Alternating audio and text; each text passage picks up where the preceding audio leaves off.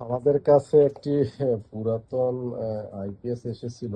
সেটা আমরা অবশ্য দেখলাম খুলে যে এটার ট্রান্সফরমারটা ভালো আছে, সার্কিট গুলা মূলত অনেকটা সমস্যা এবং অকার্যকর আর কি। তো সেক্ষেত্রে আমরা একটু কম টাকার ভিতর উম, একটা আপনার নাতাশা সার্কিট লাগিয়েছি, যেটা আসলে বলতে গেলে পারফরমেন্স এর দিকে তেমন একটা খারাপ না, ভালো হয়। এখন মূলত আইপিএস টা সম্পূর্ণ ওকে আছে, যে এটা এখন রানিং চলতেছে। আমরা অবশ্য চার্জিং এ দিয়ে রাখছি।